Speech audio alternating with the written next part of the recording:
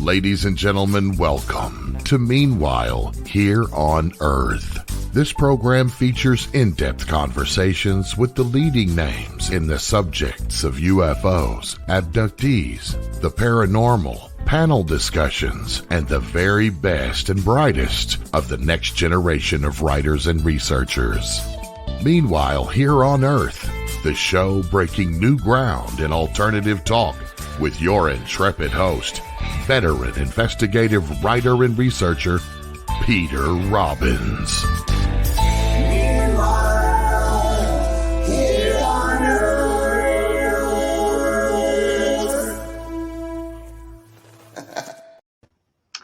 This is Meanwhile Here on Earth. I am your host, Peter Robbins, and welcome or welcome back as the case may be. I wanted to begin with just a few words about my weekend. I have the privilege of being an organizer, a co-founder, a speaker, and often an MC at the Exeter, New Hampshire UFO Festival and Conference. The event, like about everything else in the world, has been on hiatus for 2 years. And as we have headed toward this past weekend, we really didn't know what to expect.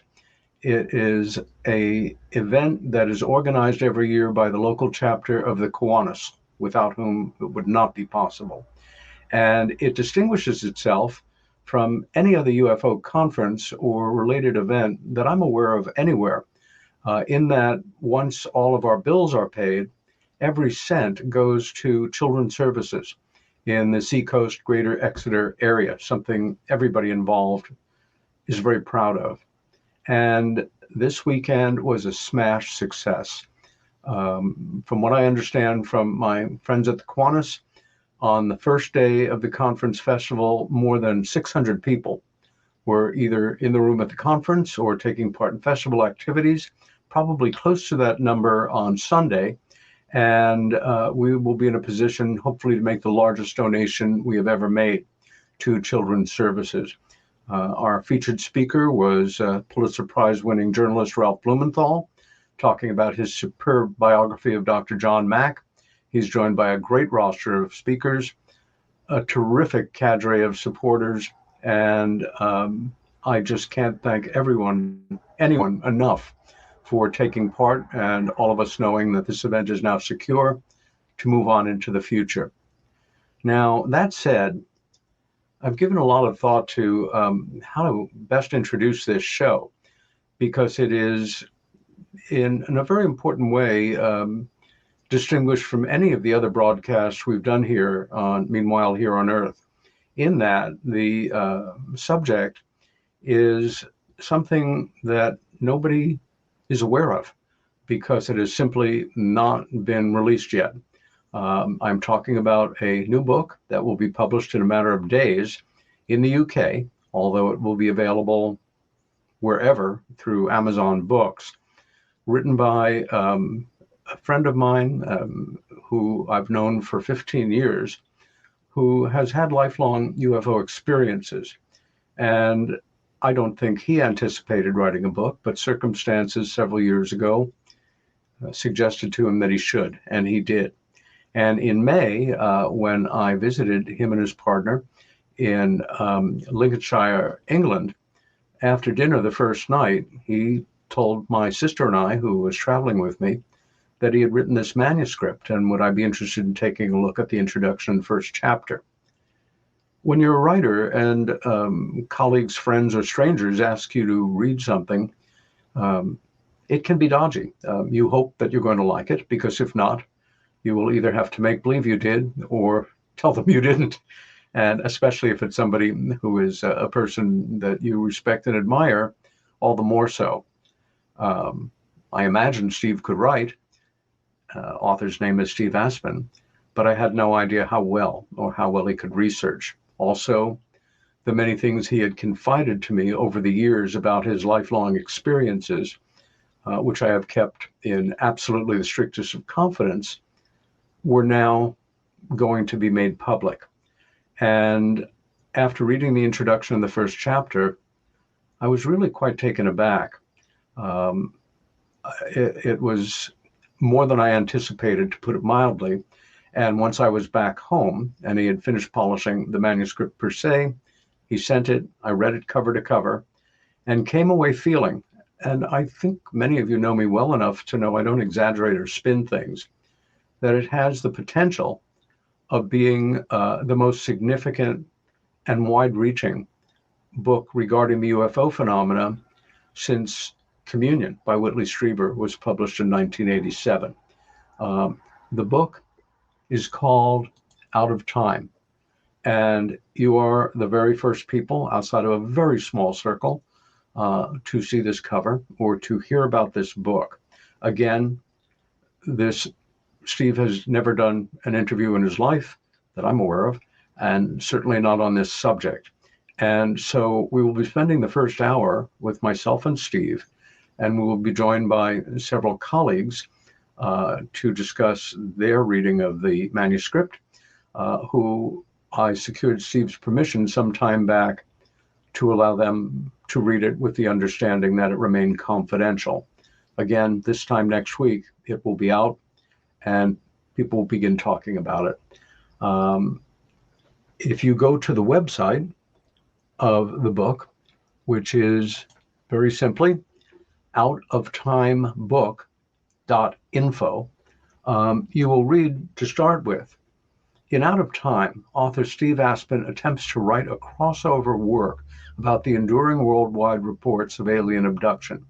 It is intended for both those familiar with historic published case material and the curious reader unfamiliar with the decades of serious research on this superficially improbable phenomenon. He details his lifelong personal experiences and the relationships he built with leading researchers during his years of investigating this phenomenon. He has at all times attempted to approach the subject with critical thoroughness and intellectual rigor. Although successfully normalized in popular culture to become background noise or a minor comic footnote in otherwise busy lives, the subject has real and serious implications for both the individual experiencer and human society collectively. That said, welcome, Steve Aspin. Hi, Peter. How are you doing in beautiful Lincolnshire today? We've got a really severe electrical storm, and it's affecting our internet connection. So I'm hoping that the audience is going to be able to hear us properly, or hear me properly, because we've had a bit of a problem getting this connection going. So let's so far, so good. Yeah, so far, so good. Thank you for your fantastic introduction, Pete. Well, every word of it was earned, and I'm still reeling a bit in that you know me better than a lot of people, and my dedication to this subject. I got involved immediately over 40 years ago when my late sister Helen imparted information to me, conscious memories of her abduction experience, a subject not only that I was unfamiliar with at the time, but I had never heard of except for maybe a background reference to the hills as a child. And I guess I've been waiting for a book quite like yours without realizing it. The same way that in the world of UFO studies, when John Mack came on the scene, somebody who was incredibly intelligent, authoritative, highly qualified, a psychiatrist, a Pulitzer Prize-winning writer, charismatic, well-spoken, filled that bill. And your book is unassuming in that there's little or no ego involved. You are simply thinking out loud to us. And we're familiar, those of us that are involved in UFO studies, with a growing body of literature by people who've had experiences or been taken.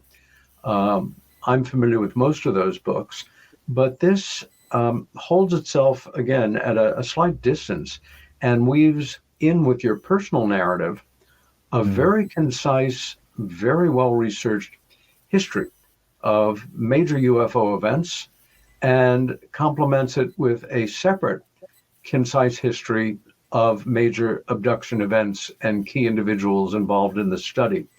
Can you begin by telling us what was it that caused you to cross that line from somebody who had these experiences, is now retired happily, living in a beautiful home with your amazing partner, and your time is your own. You could do anything. You certainly didn't have to labor at this. And as you know, anybody who has tried to write a serious book knows it's real work. What was it that caused you to cross that line, Steve, and commit yourself to this project? It's very difficult to pin it down to one thing.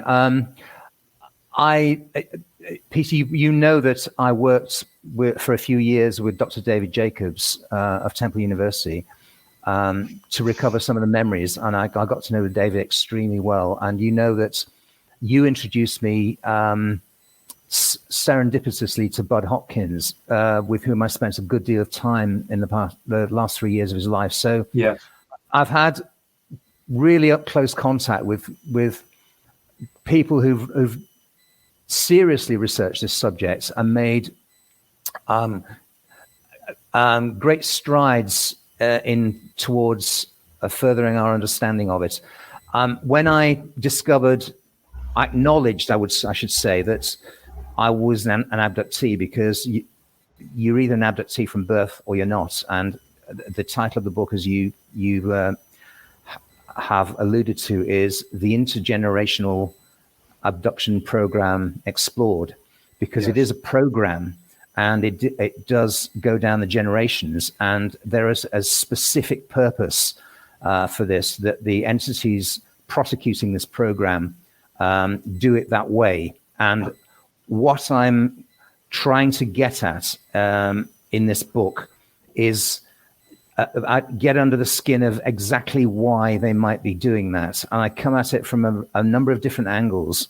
And I think we really need to get to grips with a deeper level of understanding about this issue, because it's possible that as many as 400 million people in the world are subject to this. Yeah. And probably 95% of them are unaware of what's going on with them. Yeah. But there is a very sound reasons why I quote that figure, which I explain at length in the book. You do.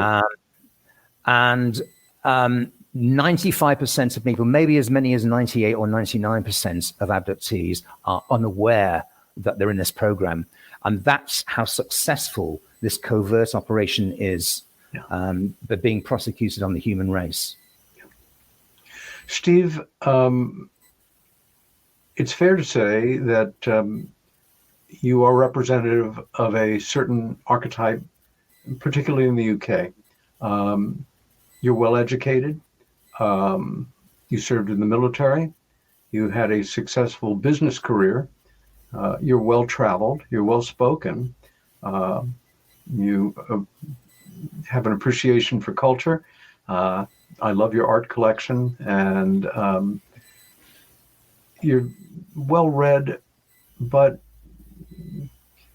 kind of in terms of the life that you've been living.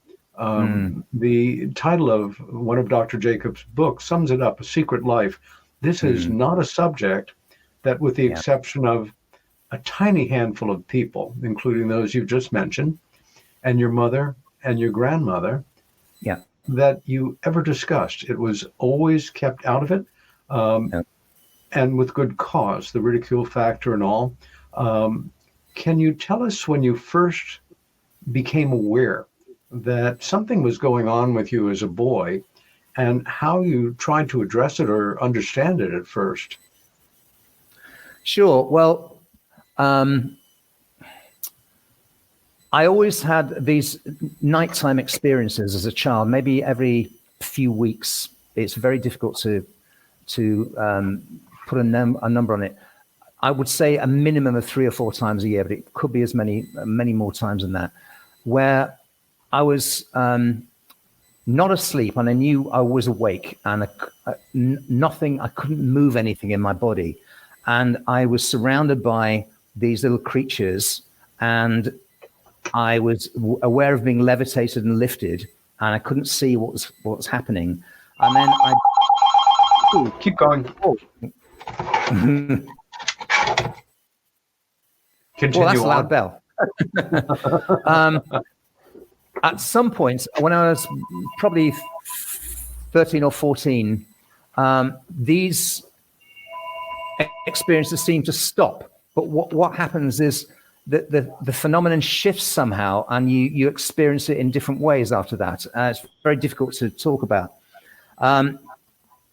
I was aware that these creatures that were interacting with me were intelligent, sentient beings, and very, very physical. Whatever was going on with me was very physical. It wasn't something mysterious or, woo, if you like. It was very, very physical. I was being manipulated and probed and so forth. And I remember asking one of these entities when I was maybe 10 or 11 years old, why this was going on, why they were doing this to me. And he said, they had this very bored sounding, offhand, sort of matter of fact way of talking to you, if they talk to you in your mind, telepathically, which is another subject completely. He said to me, it's because of your mother and your grandmother and your great grandmother. And he just carried on with what he was doing. And I never forgot that somehow. I mean, I did for a long periods of time. It wasn't at the forefront of my mind, but I always remembered it. And I remember asking my grandmother at age 11 about these abduction events. I didn't call them abductions. And she just said to me, she was a largely uneducated or a very, very basic primary education. And she was a tenant farmer's daughter in West Yorkshire and in the first half of the 20th century. So she wasn't particularly clued into anything, really. She didn't read much, and she didn't have any scientific education at all. And she said, oh, they're the pixies, Stevie. They're the pixies. Don't worry, they'll always bring you back. So she knew what was going on with this phenomenon, but she had a different way of framing it, of explaining it to herself in terms of the current folklore of the environment she grew up in. That they were pixies, and there was the fairy thing, the Magonia stuff. She explained it in those terms. Yeah. And I suspect many abductees who actually became aware of what was going on with them in some ways during the first half of the 20th century actually put it within that framework. They didn't know anything about extraterrestrials. They didn't know anything about cosmology or the possibility of life on other planets. It wasn't really seriously talked about or seriously written about. So that's the way it was framed to her. And so that's until I was 16 or so. That's the framework I carried around with me. The Magonia stuff, the pixies, the fairies, the fairy world, the folklore. And I thought that was that's just something that happens to some kids in their lives, Yeah. We'll come back to what happened when you were 16, but do you remember the first time you discussed this subject with your mother?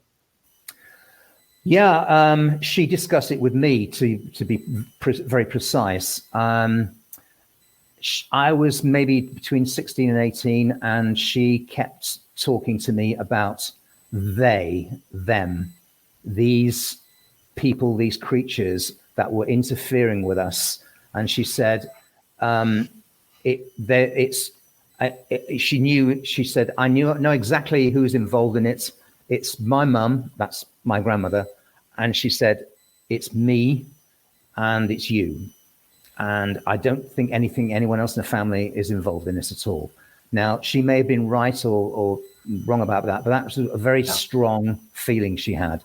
And she complained these entities interfered with her in so many ways. I go into these in the book in some detail, and she couldn't make sense of it. She framed it within the spiritualism, the spiritual experience that she was.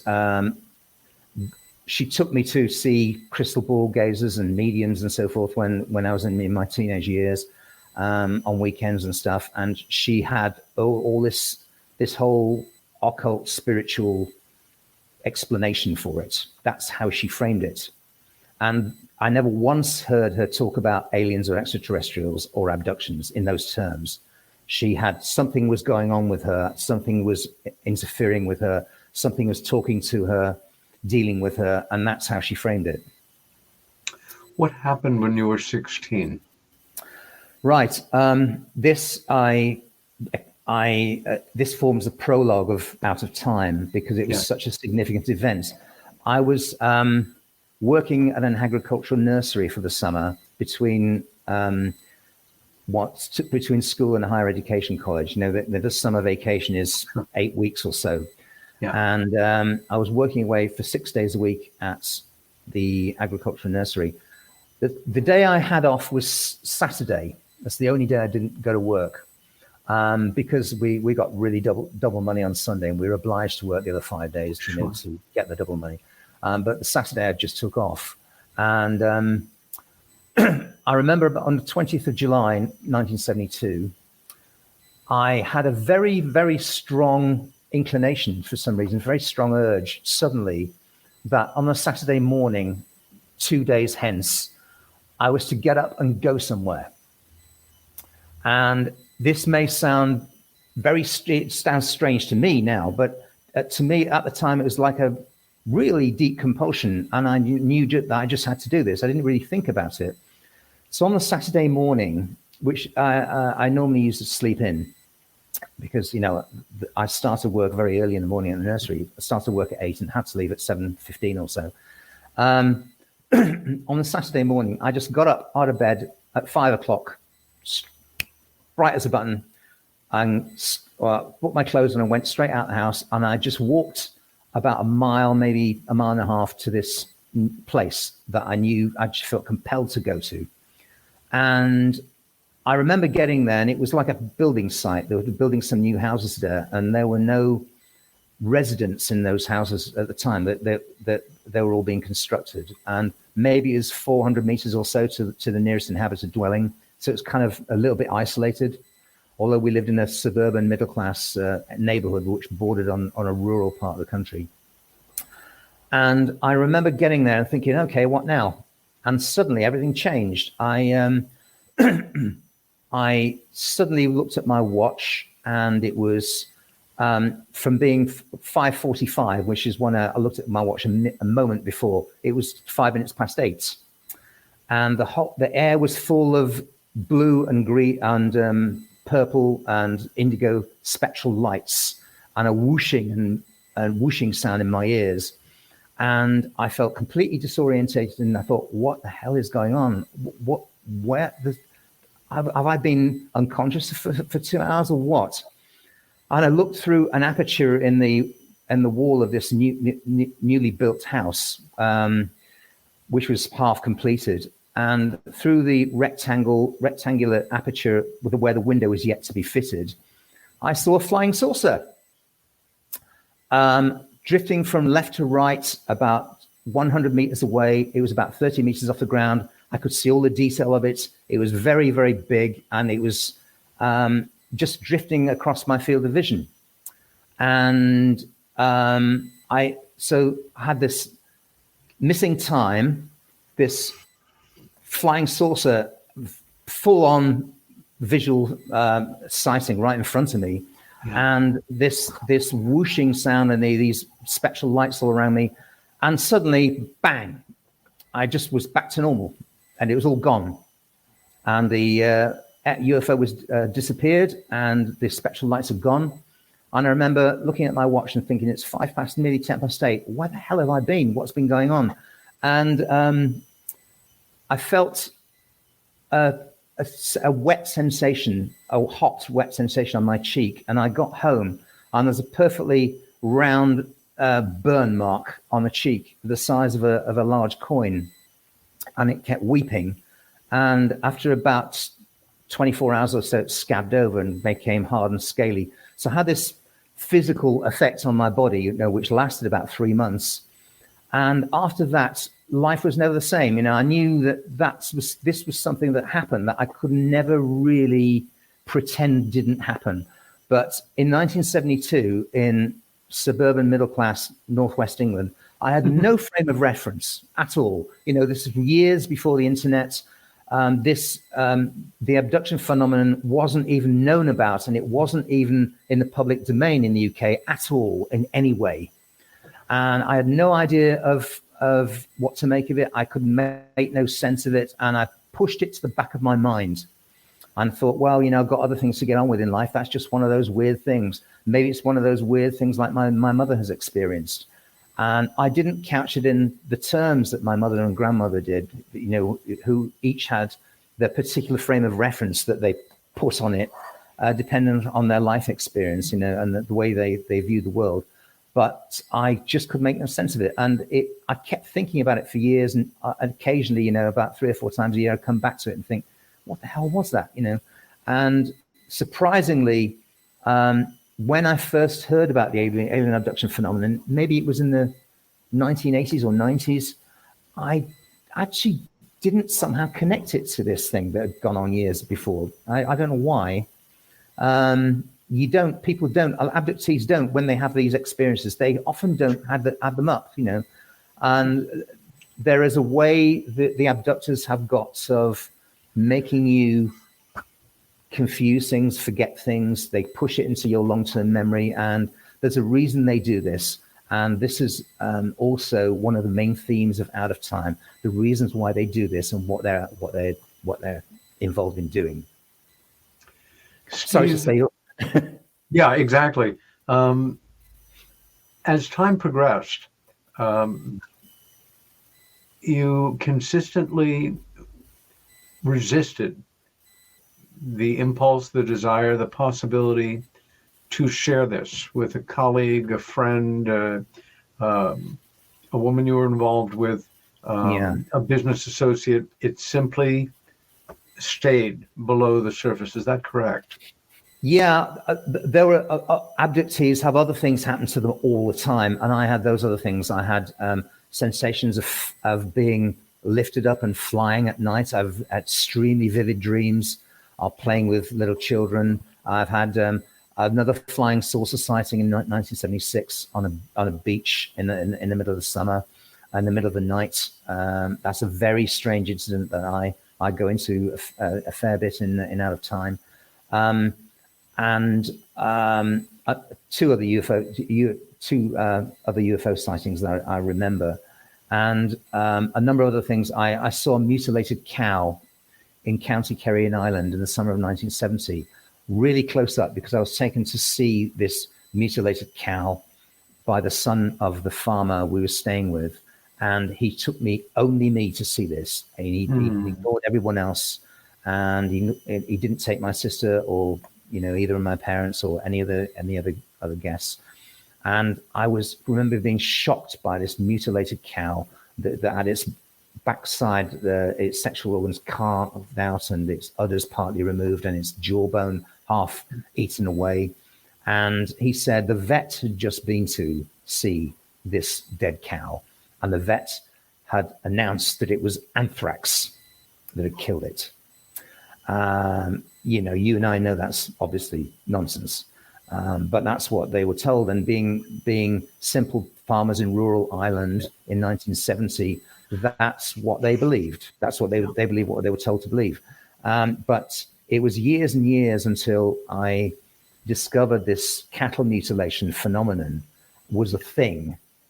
And other people had, people like Linda Moulton Howe, who did extremely good work uncovering it in the 1980s, had brought it to international attention. And I finally realized, oh yeah, that cow I saw in Kerry, that's one of those. It looked exactly like those. And the circumstances were exactly like those circumstances. So there were incidents like that through the years, but I didn't really connect them all up I was just one. I was just a person that weird things happened to. Is it fair to say that up until this point in your life, you had never read a UFO book, looked at a UFO magazine, watched a UFO related documentary? Well, I bought a magazine in 1967 when I was 11 years old. That magazine, yes. Let's talk about that.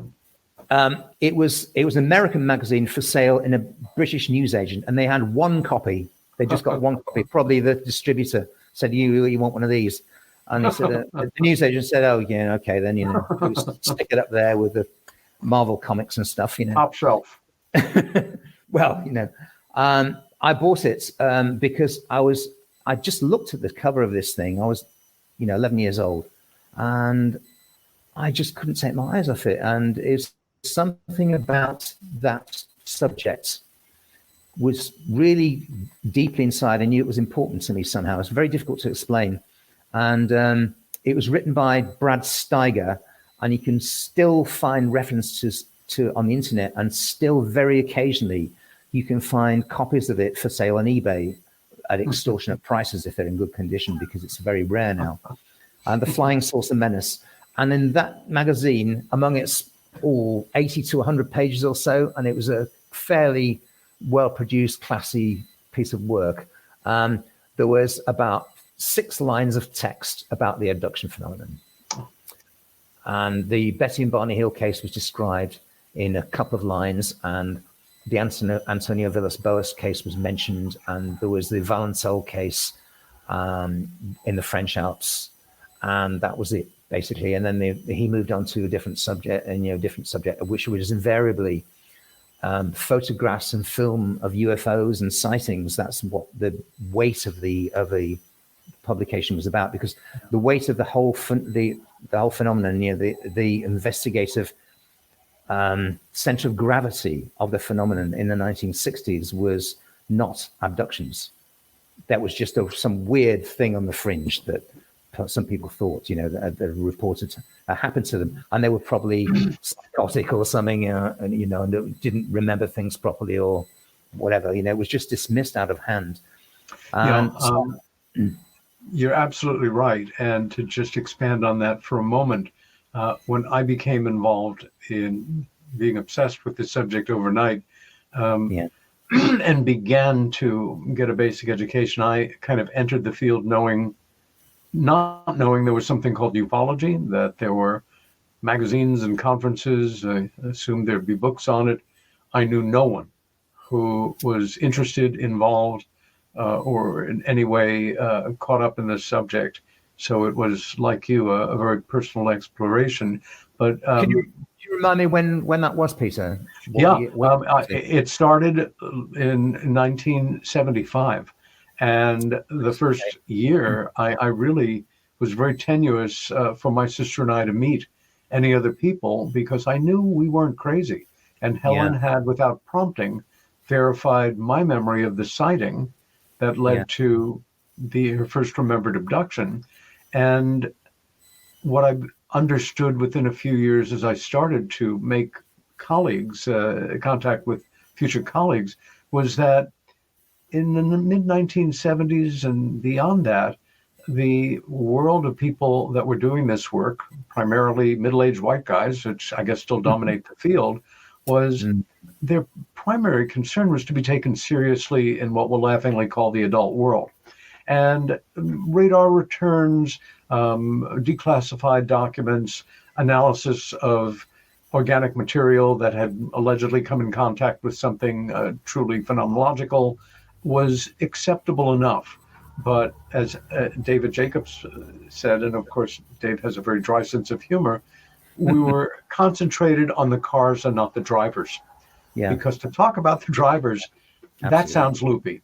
The cars, sure, hypothetically, I'm open-minded. I can think about and talk about this. For you, when did you interface with your first UFO book and start to that would have been, I think that was probably, there were 2 books. I can't remember which one I read first. One was Timothy Good's Above Top Secrets, and the other was Whitley Strieber's Communion, and they were both appeared on the UK market in 1987, and they were both very, very well promoted in the mainstream on primetime chat shows and so forth by the respective authors on the radio show and so forth.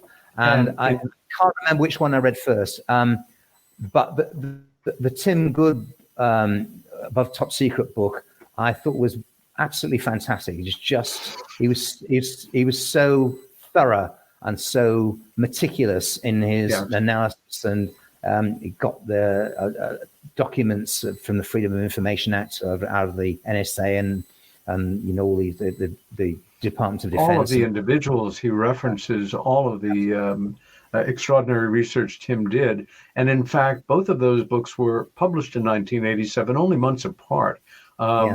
In terms of hard information from a good establishment source, I don't think you could have done better than start with Above Top Secret. And as far as anecdotal human experience, Whitley, of course, was a professional and very successful writer by that time, and put his heart into capturing that account. As you know, I was working as Bud Hopkins' assistant at that time, and had the unusual privilege of having Whitley Strieber, who I'd never met or spoken with, cold call me shortly before the book went to press to ask me to read the manuscript, not to proof it, it had already been professionally proofed, but to give him my honest thoughts and impressions on the content and any suggestions I might have.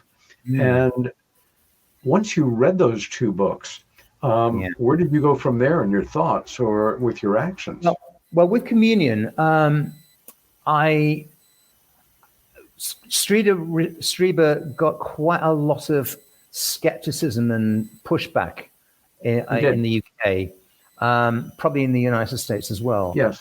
But to me, he came across as somebody who was genuinely highly intelligent, genuinely troubled by something that was happening to him.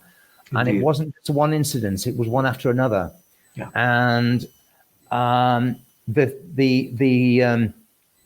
artistic image on the cover, painted up by someone called Seth Jacobs, I think it was Seth Jacobs. An illustrator who Bud actually found for him. Really? Wow. It was so that image is so arresting. People, friends of mine who read the book, because a lot of people were talking about it, couldn't have it on the bedside table. They put it down with its front cover downwards, and that was a very common reaction to it. And I was just wondering now in the later years whether so many of these people were abductees and couldn't cope with it. Couldn't cope with it staring out at them. Not out of the question. And I will tell you that Bud received several hundred letters. I know because I responded to many of them and opened many of them. Whitley probably received over the next few years several thousand letters from readers around the world, because that book became, of course, a smash international bestseller, saying, to one degree or another, "Dear Mr. Strieber, I saw your book, picked it up, something about the image, etc." But literally no one wrote Bud or Whitley to say, "That's the being that I saw by my bed." Anybody that referred to it it looked sort of like that, but it didn't have the pointy chin, didn't have the pronounced nose, the mouth was smaller, the eyes were at this angle. Everybody literally wrote to make the corrections, bringing it much more back to the archetypical gray, which in itself I found fascinating. Interesting, yeah. But the image resonated with them. These experiences, if you like, abductees obviously recognized that whoever painted it or whoever had given instructions to the painter actually knew what they looked like, but the interpretation was a little bit off. But Bud Hopkins was mentioned in Strieber's book, as you know. It's dedicated to him. Yes, and I in the UK in the 1980s, nobody knew about Bud Hopkins. Nobody knew who he was. Sure. At least if you were like working with Bufora or a UFO, immersed in a UFO subject or study subject, you probably You would have heard. Yeah. But the majority of people in the UK knew absolutely nothing about this. And that was the first time I heard Bud Hopkins's name, came across Bud Hopkins's name. And an artist in New York, which sounded very improbable that he would be investigating flying saucers, UFO abductions. But Intruders was published concurrently with Communion, wasn't it? The same year, maybe. And Intruders, yes, exactly the same year as well. Yeah. So I came across the name of Hopkins, but again, I took no action. I didn't really get drawn into the subject for a long time after that. And then, at a certain point, however, 87, there's this kind of opening, and certain reference markers, stay with you. Your experiences continue to happen. And then at a certain point, you make another really life-changing decision, which is begin to actively explore these experiences, still completely under the radar in your private life. And it's fair to say that over the next years, you allotted a considerable amount of money to discreetly come and go from the United States and to find the people that you wanted to make contact with in the UK. It's one thing to, I've had these experiences, I'm going to write about them, I'm going to think about them, I'm going to take them seriously. It's another thing to say, I'm going to earmark a part of, my income to discreetly meet these people, to go to Snowflake, Arizona and meet Travis Walton, to go and meet Linda Howe, to go to the United States and make contact with David Jacobs, to meet this person. Ultimately, of course, you became very good friends with Timothy Good, and we had some wonderful times in London together. And as you know, you spent time with Nick Pope. You seek these people out, and you began to methodically basically organize these things in your mind. And at a certain point, you were going to conferences. You were, we met 15 years ago at a very particular, terrific one-off conference in Atlantic City, New Jersey. And the next thing I knew, we were not just friendly acquaintances, we were friends. And you were not just somebody that I was getting together with in New York City. You rented a car and you came up here. And you and Janice stayed with me and my father for a while. And of course, I started to stay with you two in your lovely home just outside of London at the time. And what do you remember essentially that point where you decided to make that commitment and go through the process, which could be awkward or even seeming intrusive to that person of, hi, I'm this person and I'm seeking you out. I'd like to speak to you. Do you remember how that line got crossed? Well, excuse me.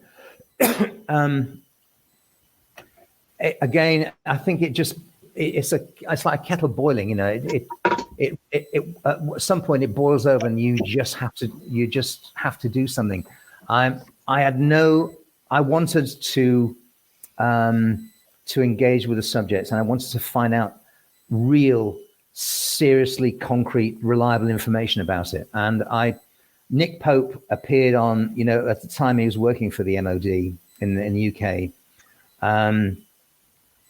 And he was, nevertheless, he'd written a couple of books on, open skies, closed minds, and his book on the abduction phenomenon, The Uninvited. And he was appearing on as a talking head on Discovery Channel and History Channel late night documentaries, and he was popping up all over the place because he's extremely media friendly. So I'd seen him, I knew the name, and I've seen him, on TV a number of times. So I looked him up on the internet and found that he had an email address, and I wrote to him.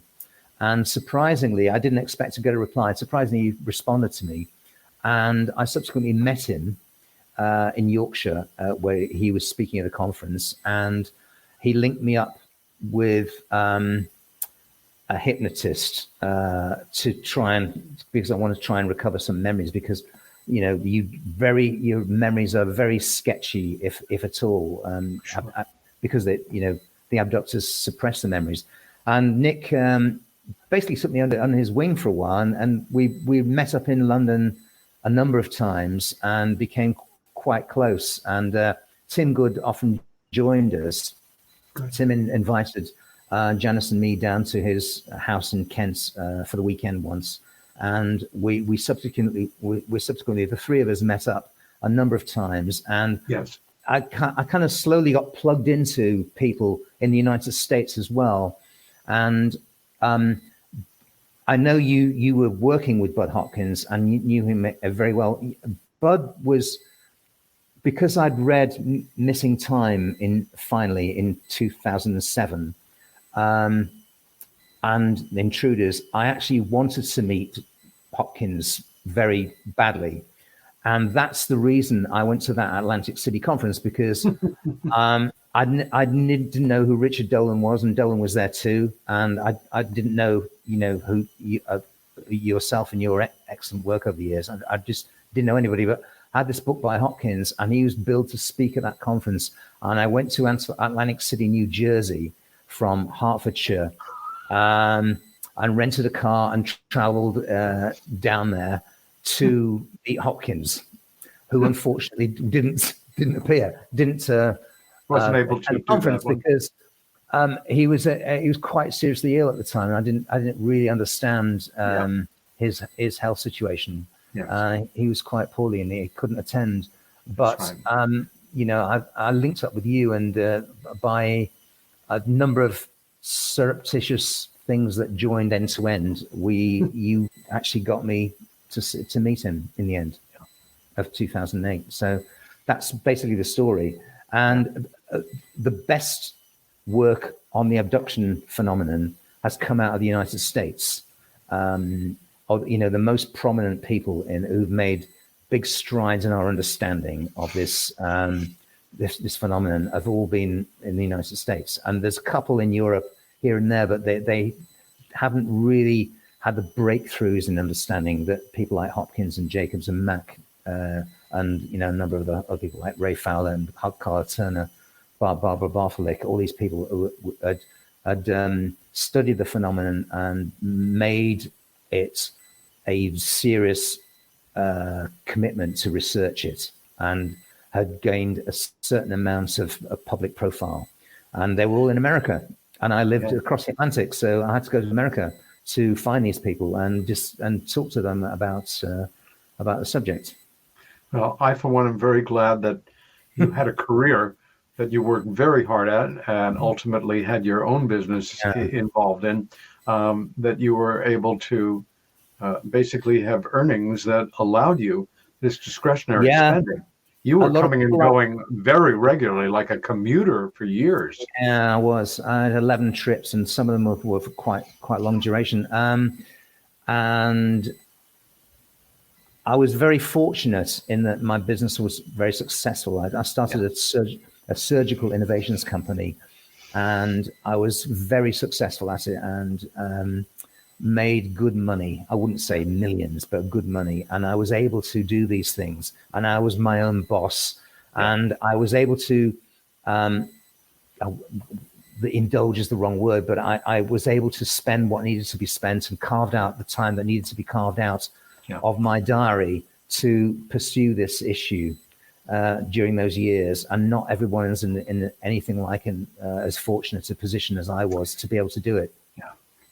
For what it's worth, just as a human observation, once we became close, you and Janice have been good and true and dear friends for years. And with the extremely weighty seriousness and the implications of the subject that brought us together, at no point have you lost your ability to enjoy.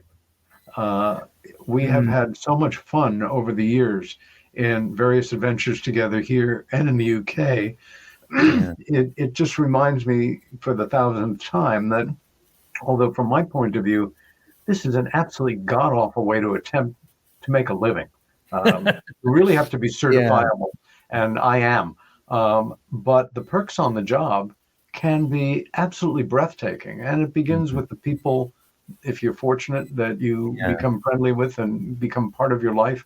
Occasionally, sometimes the places you go, even in a more modest way. Just this past weekend for me, being back in beautiful Exeter, New Hampshire.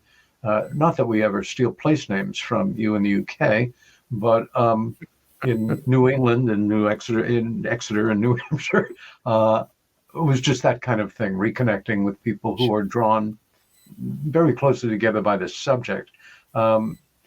We have about 5 minutes, 6 minutes or so before we go to break, and then return with our other guests. Any thoughts that you'd like to add at this time, or in summation, or just introduce as we move into our second hour? Anything I'd like to add? Well, the big understandings came later, well, especially the time I spent working with David Jacobs and the time I spent with Bud Hopkins and a number of other people. They're the main two. Before Bud passed over in August 2011, yeah. I stayed with him in Manhattan several times, and Leslie was generous enough to offer me her apartment whenever she went away filming, to Europe and so forth. She just lent me her apartment so I could stay there, not being Bud's way, but could keep an eye on him and could deal with him every day. So that was. Now, I've started. There's something in the book where a part of the book where I talk about what these beings are, because people describe the Greys, little guys that fetch and carry and fetch their abductees from their environments and take them back again. And the big Greys, they're not really that tall, but they're twice as tall as the smaller ones, that carry out fairly complicated procedures, like a lot of the physiological examinations and the mind scan operations are done by those Greys. Okay. And people, these are now the aliens in popular culture. The bug-eyed alien, with big almond-shaped eyes and the skinny body and so forth. So as a chapter in which I go into what are they and why do abductees describe mainly dealing with them, but they also describe dealing with other creatures, and why is that, and what are all these others about? So there's a chapter of the book where I examine all this, and where the true originators of the abduction program, the people who are responsible for the abduction program, are not these guys, not the Greys. They're another type of being completely. So that's something I came to later on,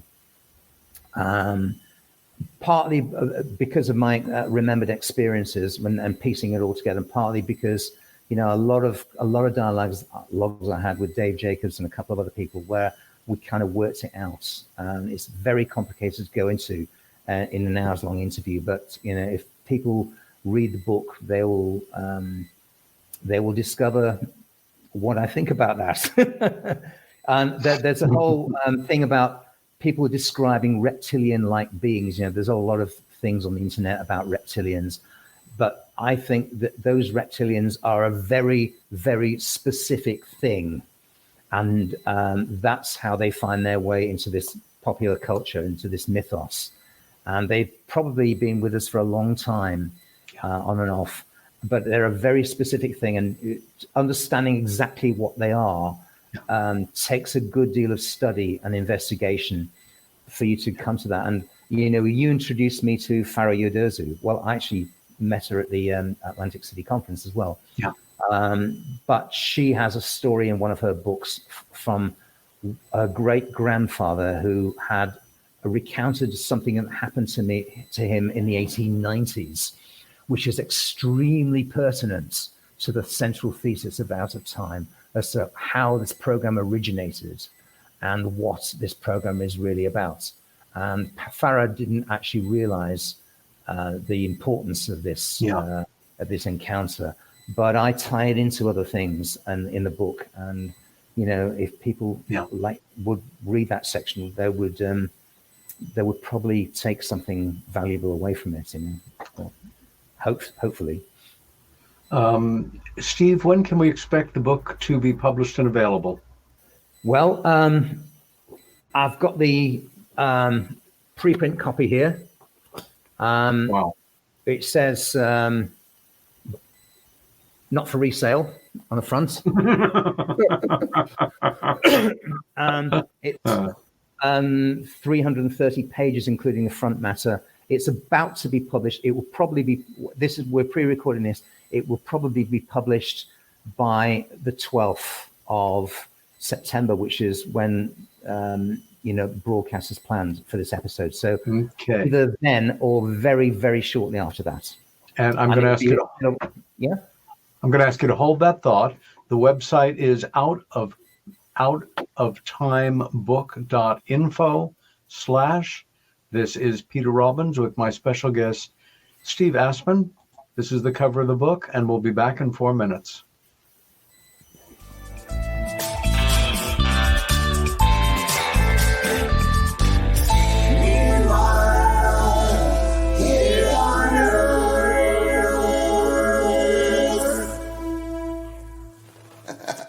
Hey members, the new KGRA DB app is now available on iOS and Android devices. Gain on-demand access to any KGRA DB programming. Download any show directly to your mobile device to listen or watch on the go. Go to the App Store and search KGRA DB.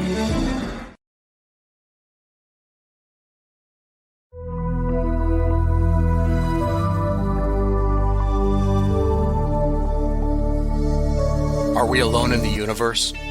The most important question facing humanity is on the verge of being settled once and for all.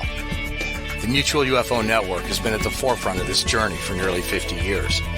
Our members worldwide are dedicated to the research, documentation, and awareness that will shape the future of humanity. Won't you join us?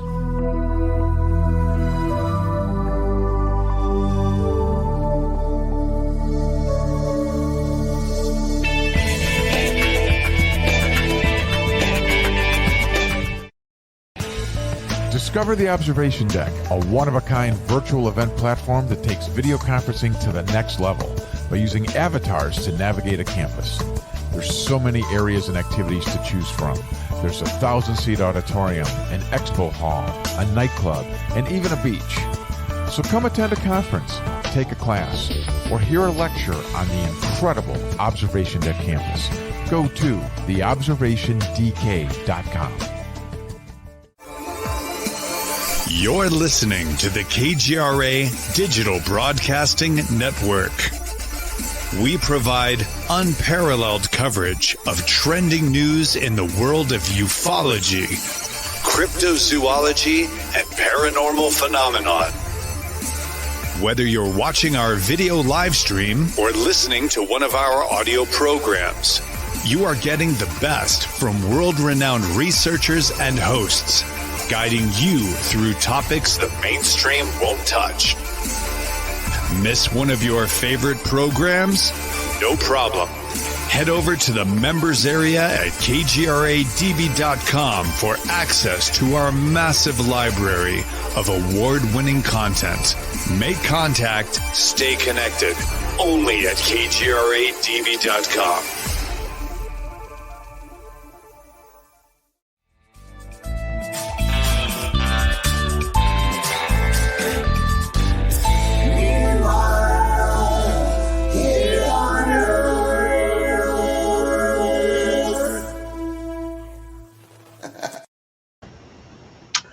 Hello, and welcome back to this special broadcast of Meanwhile Here on Earth with my guest for the first hour, Steve Aspin. If you're just joining us, the subject of today's program is a new book about to be published right now on or about September 12th, which I very strongly feel has the potential of being the most influential and significant book on the abduction phenomena since the 1987 publication of Whitley Strieber's Communion. And I don't necessarily mean that in terms of zillions of copies sold. Whitley, at the time of the writing, was already a very successful fiction writer, a novelist, as many of us know. But this book it has really rocked my world to a degree. And with Steve's permission, several weeks back, I contacted two very good friends and esteemed and trusted colleagues, and with Steve's permission, forwarded them copies of the manuscript to read and then to join us on this show to discuss their feelings about it and questions they might have for Steve. The first is Earl Gray Anderson. Earl is MUFON State Director for Southern California and is an active member of MUFON's ERT, which is the Experiencers Research Team, and hosts both Experiencer workshops and at this year's past symposium did just that in Colorado. Earl has personally investigated over 800 separate UFO reports and specializes in experiencer high strangeness cases. He has appeared on multiple radio shows, podcast TV shows such as The Unidentified with Demi Lovato, the Travel Channel Storming Area 51 special, and the season finale of Motor Trend Television's Motor Mythbusters. Don't say that fast 3 times. Cars versus UFOs. Earl teaches an accredited course on ufology at Los Angeles's Otis College of Art and Design, and that's a very compressed introduction. Our second guest joining us now is my friend Chris Evers. Chris is the editor and producer of the outstanding online monthly publication, Outer Limits Magazine. He is also the organizer of the very popular and, I must say, terrific yearly conference, the Outer Limits Magazine UFO Conference, held annually in Hull, England. He is a professional photographer, a husband, a father, a brother, a major spokesperson, and really a rock-solid, responsible individual in the world of UFO studies in the UK. And it is my pleasure to welcome you guys to the show. Chris and Earl, welcome and welcome back to Meanwhile Here on Earth. Hi, Peter. Dear Great Peter, to speak thank with you. You're most welcome.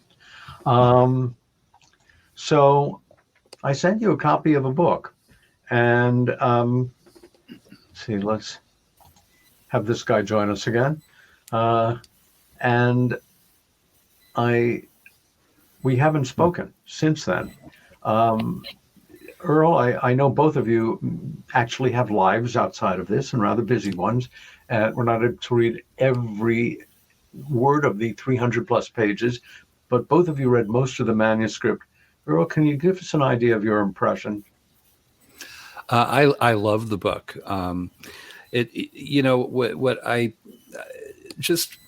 The mix between Steve's personal account, which is in some ways, sort of a proverbial long time abduction scenario. And we find out that it's generational, which it usually is. Occasionally you'll have a one-off case and that does happen, but it's usually generational. And but just the historical content of the book is wonderful. I wish that I could have met Bud Hopkins. I was a latecomer to this field. Although I'm happy to tell you, Steve, that the people are taking the spot, the place that was left by John Mack and Bud and the now retired David Jacobs. I'm a member of the Experiencer Resource Team over at MUFON, and this is what I do every single day. I retired from a nursing career a couple of years ago, and I've just kind of thrown myself into investigating mostly the abduction and visitation phenomenon, and as well as the ERT stands for the Experiencer Resource Team. It used to be the research team, but we found that we were being more like social workers and getting people to support groups, or if people had a burning desire to be hypnotically regressed, we'll lead them in that direction. But just the history that's in your book is wonderful, and I'm almost all the way through. I finally had to put it down about 1 a.m. Last night, or this morning, I guess technically. But I just have one chapter left to go. It's a brilliant book, and I think it's going to go very far. Also, my friend and colleague, Dr. Don DeRee, wrote the foreword to your book. Yes, he did. And Chris, I'm going to ask you the same question, basically what your impression upon first reading of the parts of the manuscript you read, but also with the understanding that this is a first in terms of UK UFO-related book publishing. There has never been a book quite like this in the UK, and more for you than for the rest of us, Steve does represent a certain English archetype, in terms of class, education, service, business. What were your thoughts upon reading the book? Well, my first impressions of the book was that it is well presented, well investigated. It's, in some respects, and I don't mean this to sound negative, it's a potted history of the subject, in that it talks of the Betty and Barney Hill case. It talks about the Pascagoula case, Calvin Parker, Charles Higson, 1973, and it does bring us up to Steve's own personal story.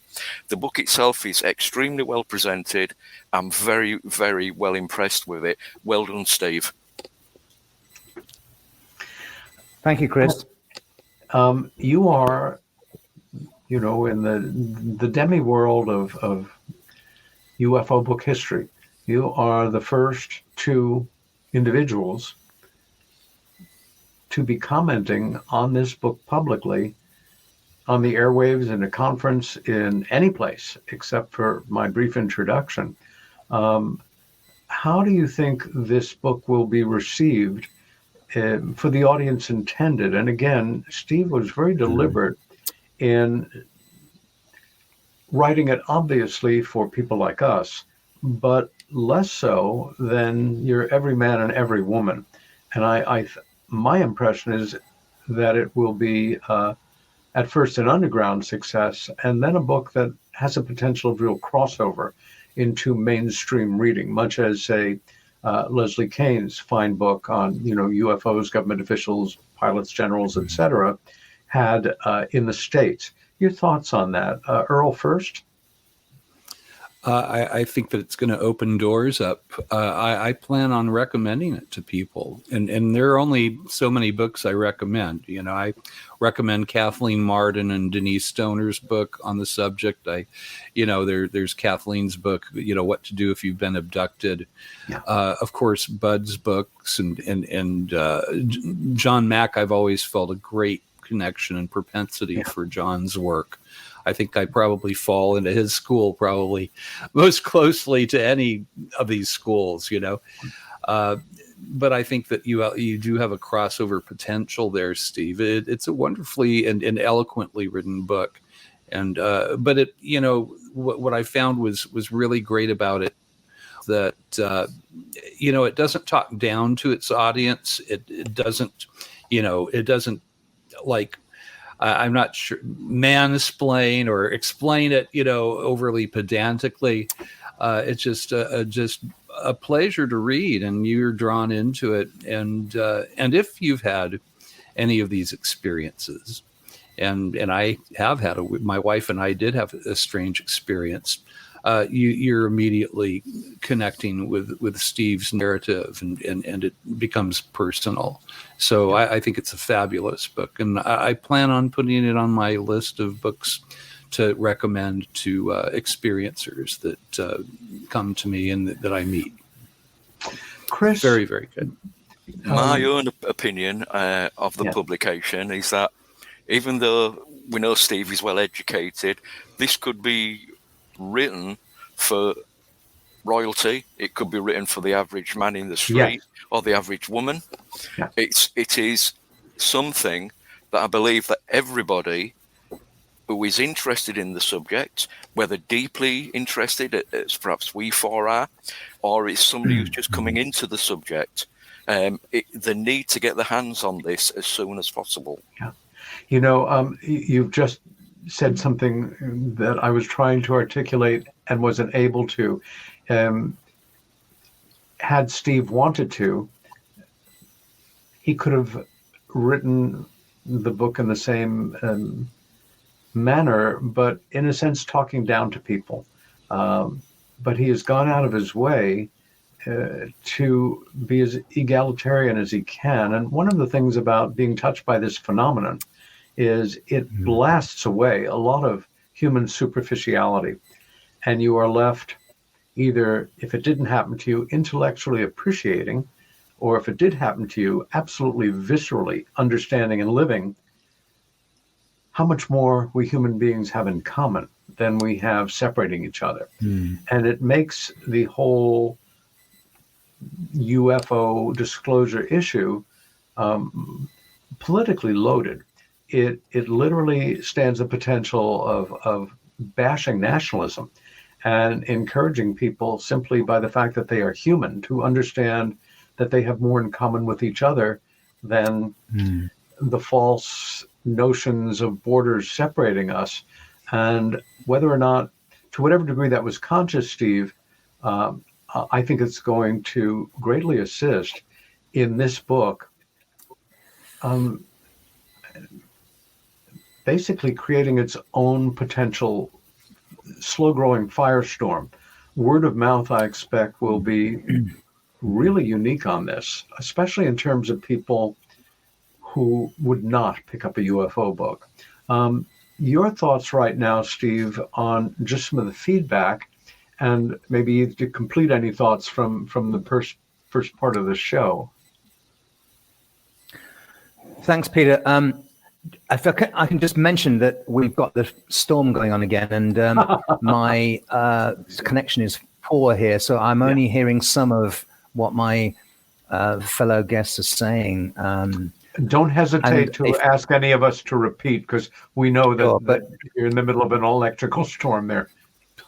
I'm concerned as to whether I can be heard or not. So if I come across not clearly because the connection is poor, can you immediately let me know? You're coming through absolutely 5 by 5. Great. Well, what I was hoping to do when out of time was write a crossover book where there are millions of people in the world who have heard about alien abduction once or twice and have maybe seen something on the Discovery Channel or the History Channel or whatever on TV, or seen something on the internet, and they think they know a little bit about it, and everybody knows the meme of the bug-eyed, bald, skinny alien and so forth. But I wanted to basically take these kind of people by the hand and say, this is what it's all about, and lead them from where I was, in my younger days, a journey from there to really getting to grips with what's going on, and step by step. And I come at the issue from various different angles through the book, and narrow it down and end up with a pretty good synthesis, I think. I mean, it may not be correct. I may be incorrect about much of this, but I'm inviting other people to engage with this, and between us, I'm sure we can understand this mystery a lot better than we do. And basically, people who are not UFO buffs, people who don't go to UFO conferences, people who don't read books on the subject, but just kind of know about it, would read out of time and engage with it and end up really having grounded information on it. Because if I can just say one more thing, please. it was very important to me that the book illustrated the definite medical scientific things that are established about this phenomenon, like the bodily scarring. I had a scoop mark scar on my shoulder, which was biopsied at Manhattan Clinic by a dermopathologist. And there were some hairs found on our carpet after an abduction, which we had analyzed by a forensic laboratory in Chicago. And this whole analysis is written up in an appendix, and it's these, and the bodily scarring, the photographs of bodily scarring and the implants that the insert in people. I wanted to bring these into one place so that people could really see that this is a real physical medical phenomenon. It's scientific. It's actually happening. It's not some fantasy that people dream up. You can't shoot away with sleep paralysis or any of this nonsense. It's really physically happening to people. And that I gather this evidence together in part of the book, and it's a very formidable, I think, a very formidable body of work brought together where people can see what actually is going on. I have a question for each of you. It's the same question, but I want to say first, as I began to read your manuscript and thinking about what I knew at that point about your life and your life choices, there came a moment when I recalled a very important phrase for me in the work of Dr. Wilhelm Reich, which his body of scientific discoveries has had a great deal with my becoming the person I became, which is evasion of the obvious. Sometimes certain answers are sitting so close right in front of you that we human beings who love to complexify and look deeper when we need not miss certain things that are right in front of our faces. And Steve, at a certain point, when you began to work professionally, you went into a business and then made a career of working in cutting edge medical supply and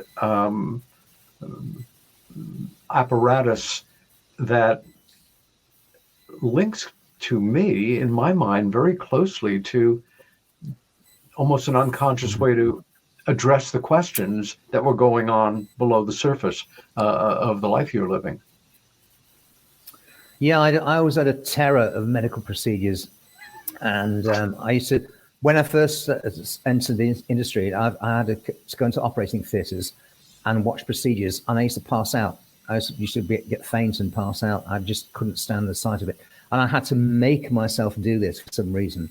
I had to make myself confront it. And I made a career out of it and, slowly, engaged with it and slowly fought through it and mastered it, and ended up being extremely successful at designing this stuff and marketing it around the world. So I was driven by something that was at origin, I think, the abductors put in me, not deliberately, but they, by their interactions.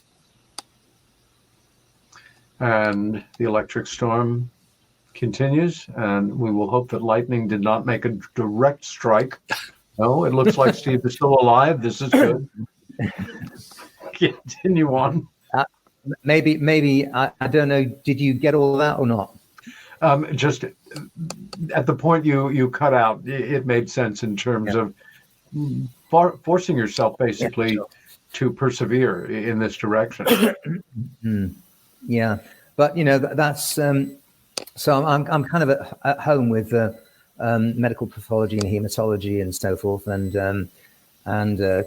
clinical chemistry and surgery of all kinds. Because I've been involved in it for 35 years. So I can read a scientific paper by Dr. John Miller, who that I quote in the book about he's analyzing what the aliens are doing when they implant things particularly in the right at the top of the nasal pharynx in the cribriform plate next to the brain, what they're doing there, and what he thinks, what he knows of neurology and the physics, the biology of that part of the body, what they might be doing. And I find it fascinating that people like John Miller have actually worked with abductees and examined them and examined the biological science, and have come to certain conclusions about what they're actually doing.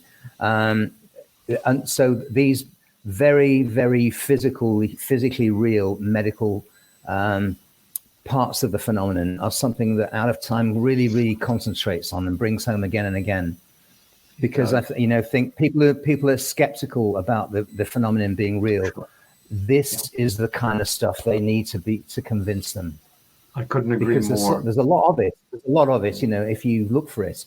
But it's not gathered together in any place. No, in fact, it's often, historically, it's often been edited out. I remember 2 instances over the years of working with Bud where there were, it was arranged that film would be shot in his studio on a special by public broadcasting. We had high hopes for that. And then some years later, the late and well-known and distinguished American newsman Peter Jennings did a special. And they were given full privy to, with the permission of the individuals, of course, to case files, including physical evidences, overnight scarification with totally cauterized wounds, scoop marks, implants, multiply witnessed events, generational evidence, and they simply chose not to include it. And that, for me, is a lie by omission, where you have not just built a good personal case, it's a insidiously good personal case, and will really be a challenge, not for skeptics, but for debunkers, those who are arrogant enough to know that such things can't be happening. The question I have for the three of you, and I'm going to begin with you, Steve, and then ask you, Chris, and then you, Earl. And it's right now, at this moment in the world of UFO studies and the really quite exciting potential changes, the actual changes, the kabuki theater going on at the edges, and the emotion that it brings up in people of different predispositions, is when we talk about these beings, some people refer to them as aliens. I never felt really comfortable with that term. Other intelligences, for me, we're talking about a segment of intelligences in part of the spectrum of explanations of UFO phenomena, with a separate whole area of more, and I would say the Jacques Vallée, Jean Keel field of study and explanations. But what it comes down to is some people feel that these intelligences, for lack of a better term, are either good or bad.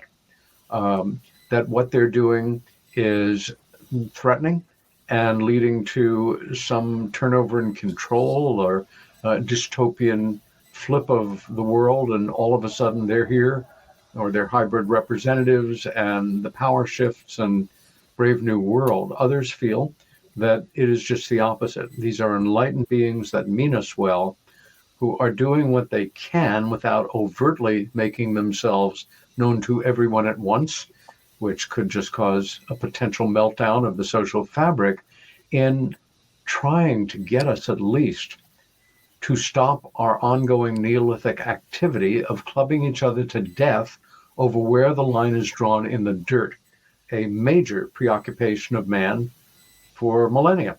And I say man and not mankind because I don't see this as originating with women. I think we would have done a lot better had they been in positions of power through the evolution of this. Or we may be dealing with two phenomena in terms of good ones and people bad in the UK ones. at the moment are saying, be careful what you wish for. Right. Oh, and congratulations on your new prime minister. Exactly.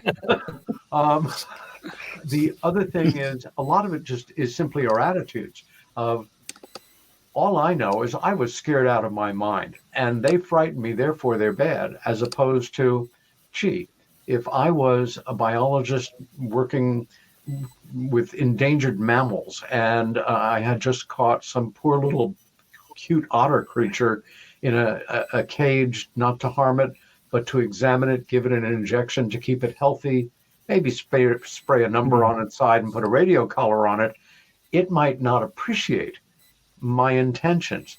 Steve, what do you feel after a lifetime of interactions with these beings in terms of their intentions toward you and by extension humanity, or their ultimate, without, if you don't want to, fully stating your conclusions here, but can you share with us some sense of how you perceive them in this respect?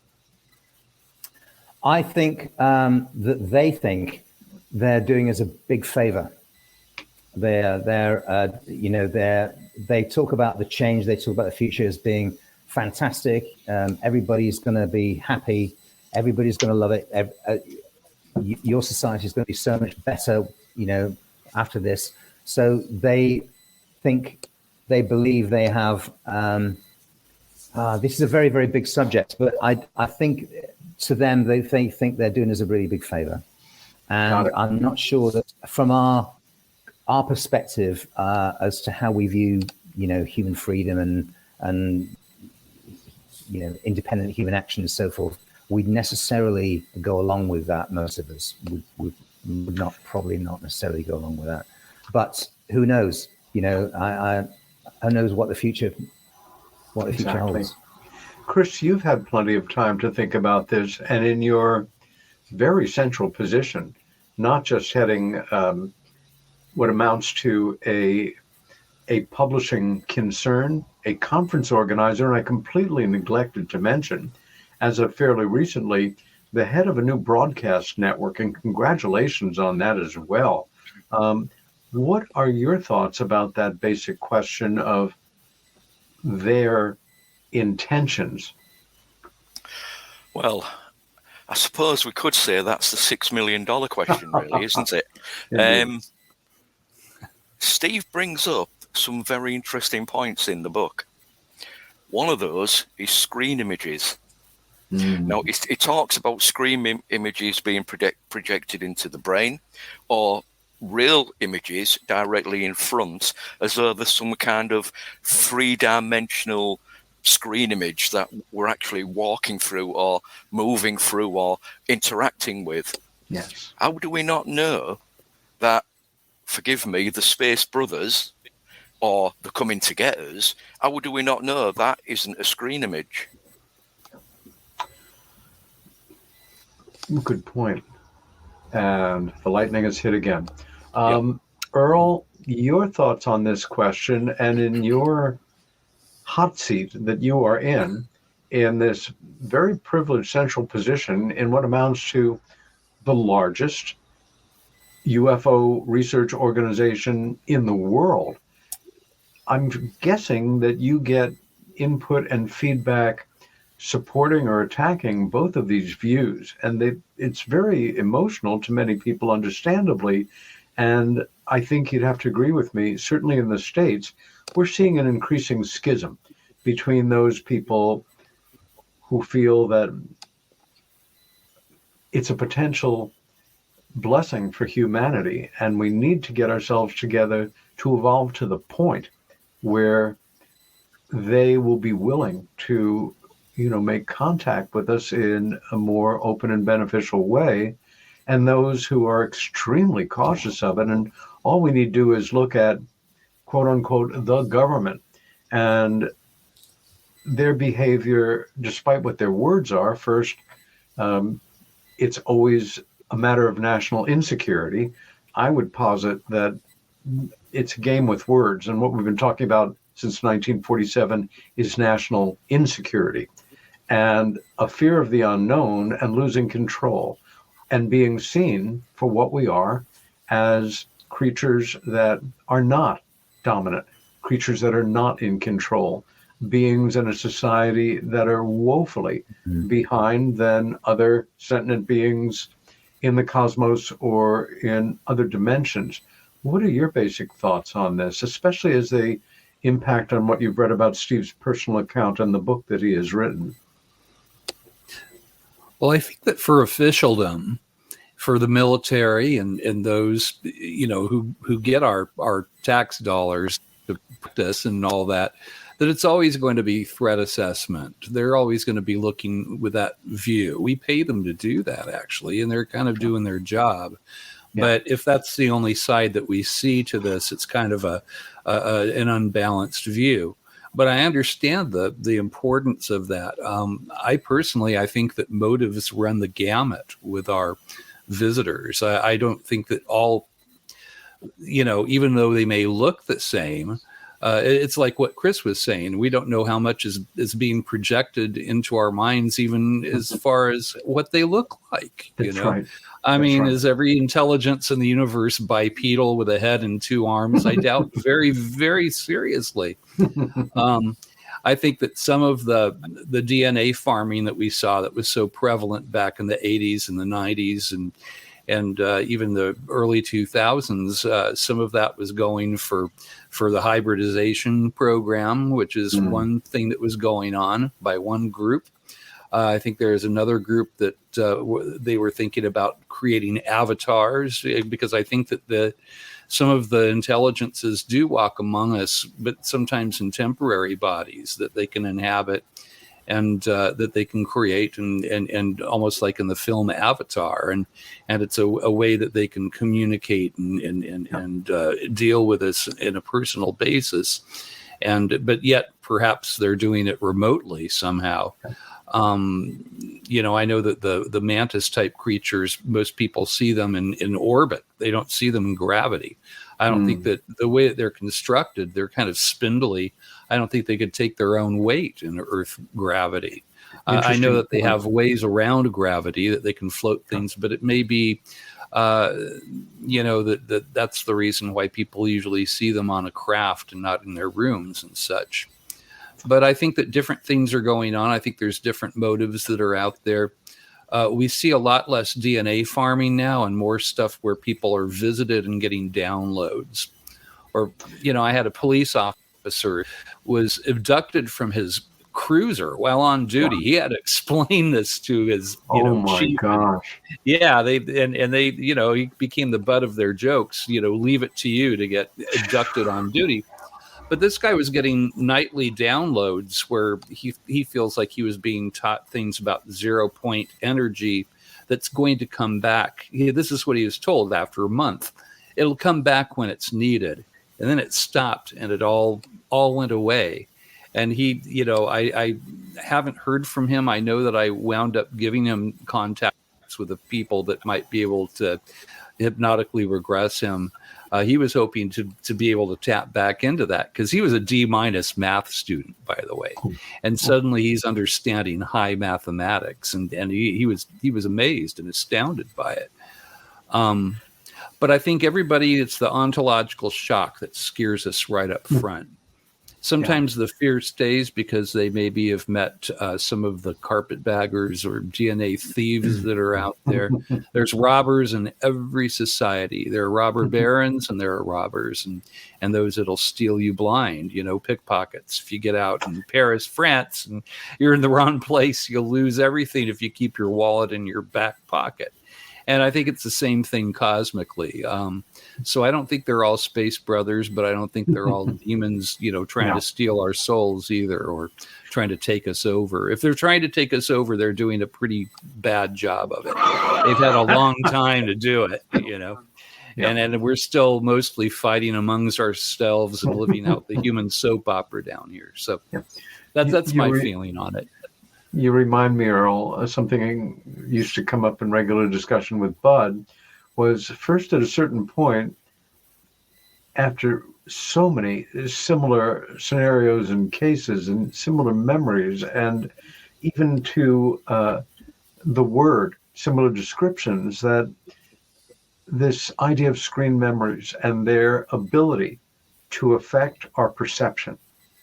I accept that wholeheartedly. Perhaps there's a certain compassion to it of if you saw what I really looked like, you would freak out.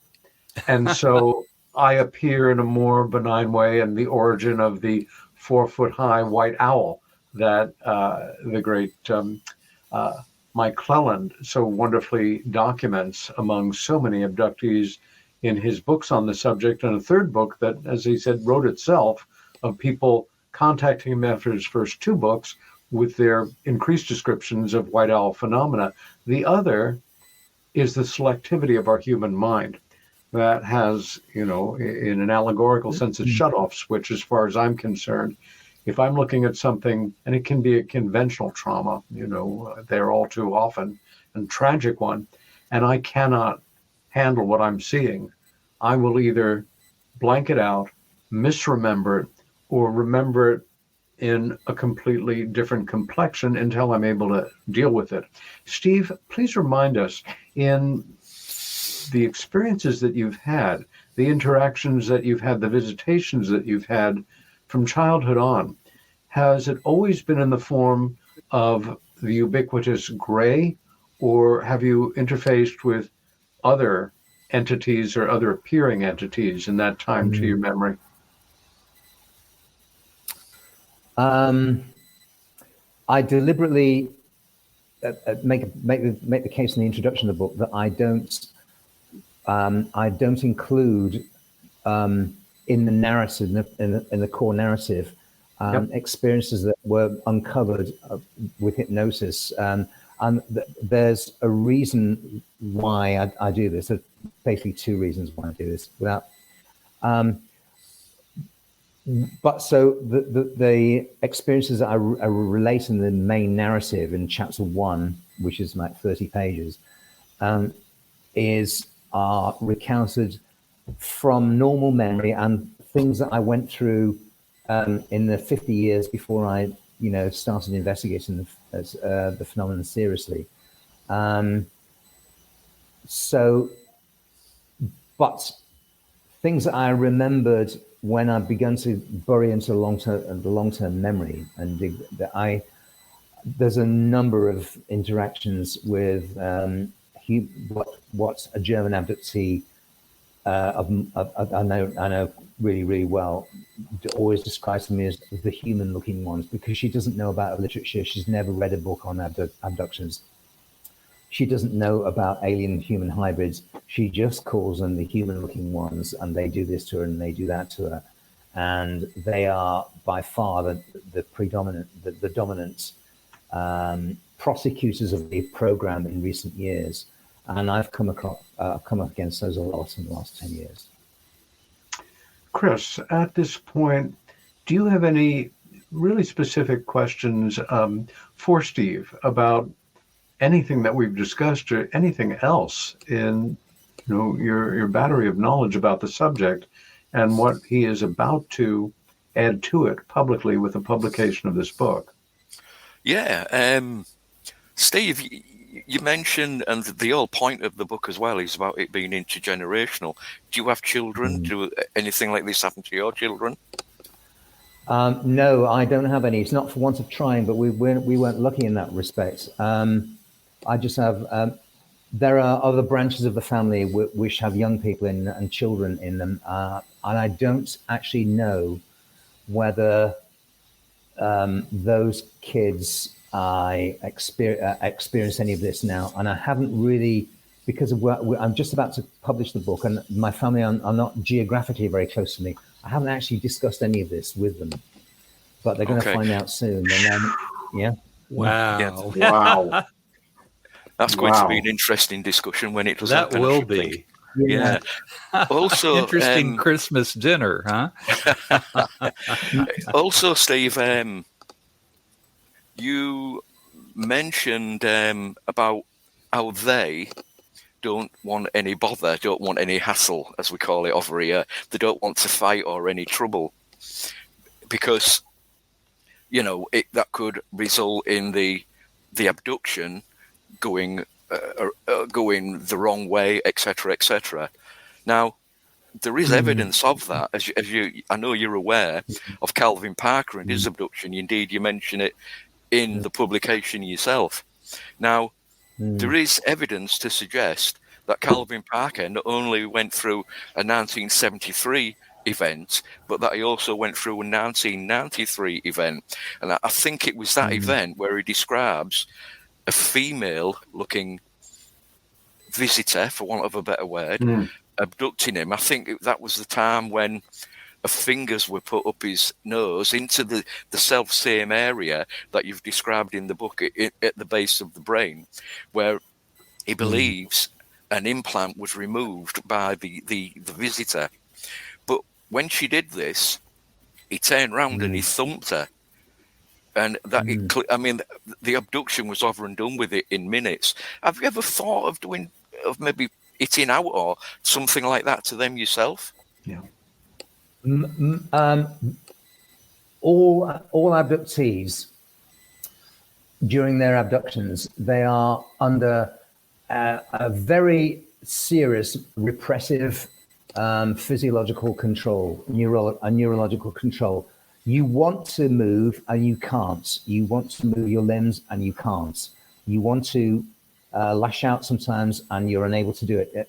There are examples of people actually breaking the neurological control very occasionally and running off or lashing out at one of the small greys in particular.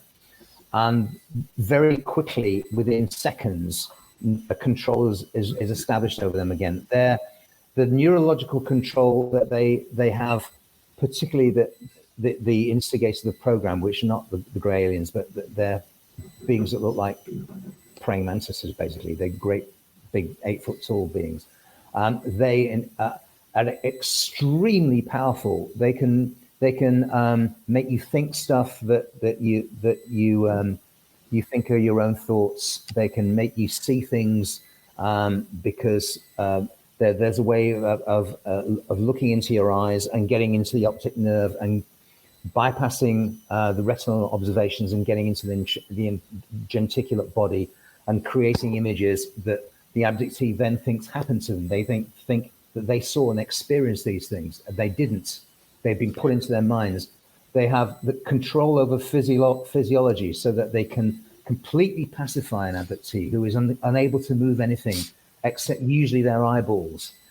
And if they release one part of the anatomy, then the abductee can walk slowly in a straight line, or can be made to bend his body and lie down on a table. They can't do anything else. They don't have any freedom of action. So,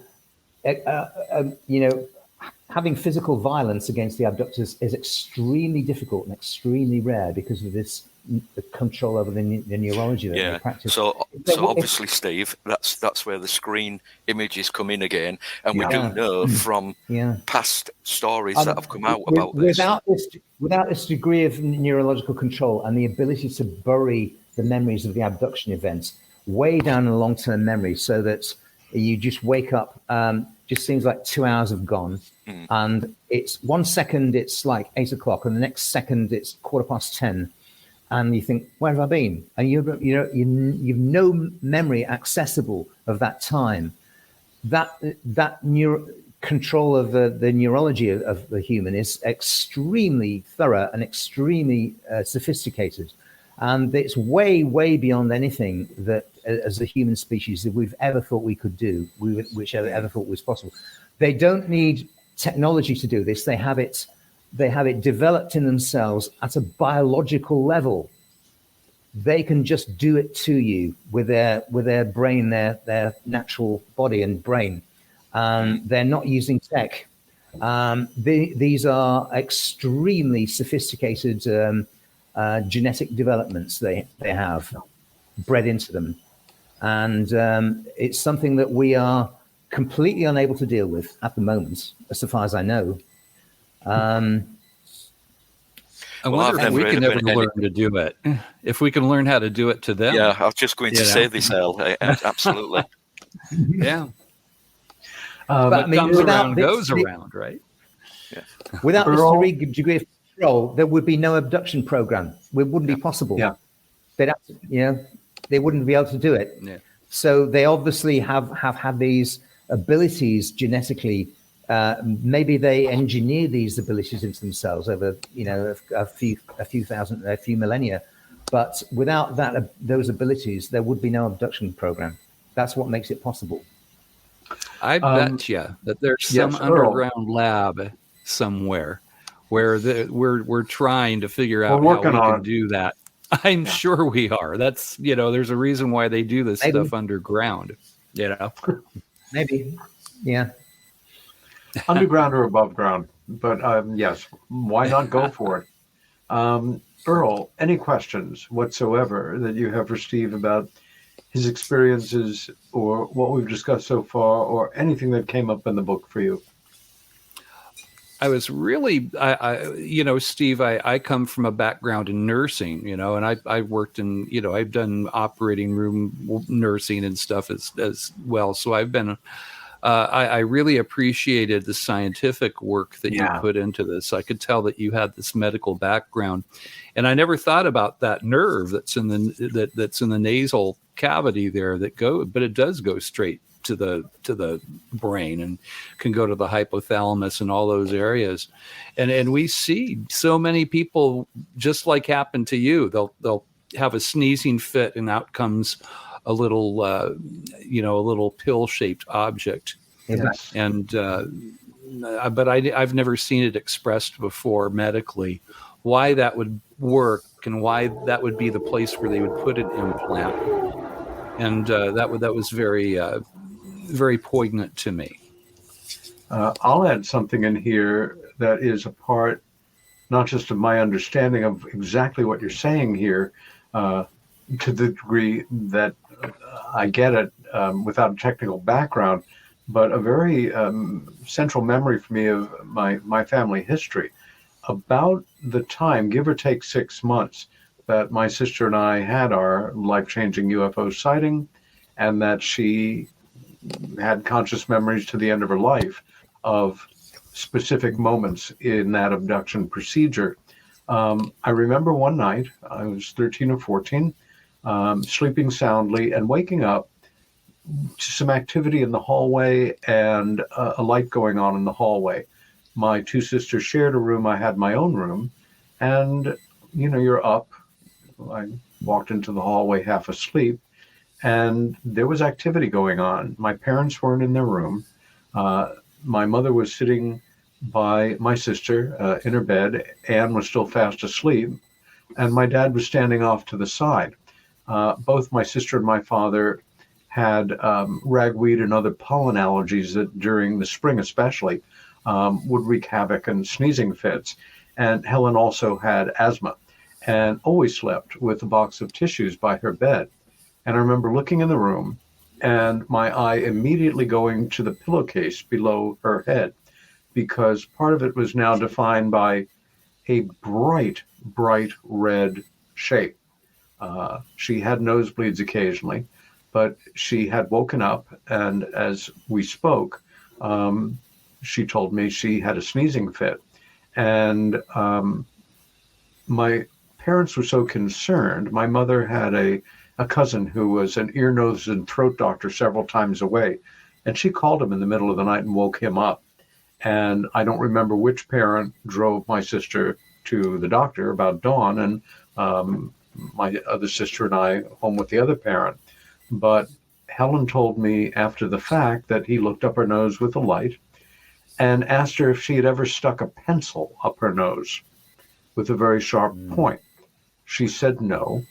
And he kind of insulted her by saying, well, you must have, because that's the only thing I, in so many words could think of that could account for what I'm seeing up there. She then told me that she had had a sneezing fit, and in it, at a certain point, something changed, and she looked in a tissue, and she saw what she described from a 12-year-old girl's point of view as this icky thing that, was mucus covered, but had a definitive shape, no bigger than a grain of rice or a BB. And of course, she didn't save it for medical analysis. That was thrown out right then and there. But that became part of our family history. It never happened before. It never happened after. And it was only many years later that I was able to put more of it together. And only in reading Steve's manuscript that particular detail resonated, through the life through time for me, and added that final piece of what made sense about what had happened to my sister in that respect. Mm. Yeah, there's a long report in Out of Time, Appendix D, which is an analysis of an implant removed from an abductee by Dr. Roger Lear's team and another surgeon called Mastriano. And the analysis as a report is written by a materials scientist called Steve Colburn.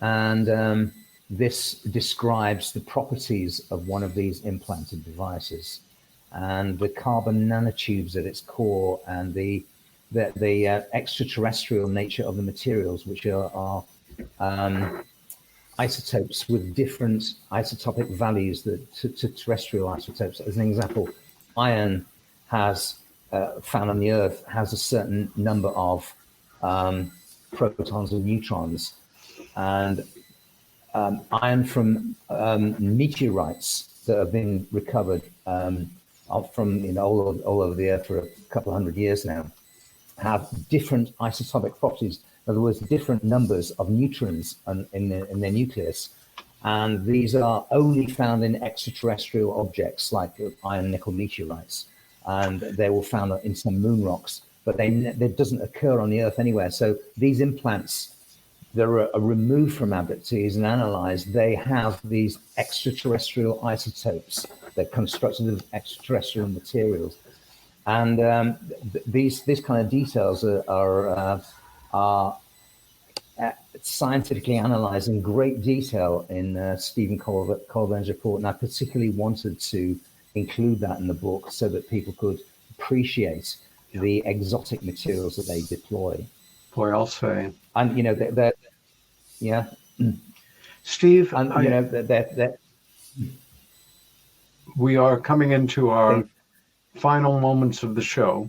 I just want to conclude by saying, on behalf of myself and my two friends and colleagues, and I think an increasingly wide number of readers, that will be somewhat life-changing for you as more and more people involved in the subject and previously uninvolved in the subject read this unique book that you have written. Again, the book title cover is Out of Time, The Intergenerational Abduction Program Explored. It will be published on or about the 12th of this month of September. It will be available at Amazon Books. Will you add a button so that people can order it off of your website, perhaps, if they want an inscribed copy? Or yes, have you? Yes, there will be an ebook and a paperback. I wanted to do a hard edition, but absolutely the way to start. I couldn't agree more. And the website, and I encourage all of you who are hearing about this book before anyone else out there, and that's going to only last a matter of days or a week before the world starts to find out about this very special book. The website is outoftimebook.info. If you've enjoyed this show, please tell your friends about it. Please tell your friends about this upcoming publication. This is Peter Robbins with my special guest, Steve Aspin, Chris Evers, and Earl Grey Anderson, saying, stay well, fight for what you believe in, and be kind to each other. We'll see you next week. Thank you, guys. Really good to meet you. Thank you, Peter. Thank you very much. See you, guys.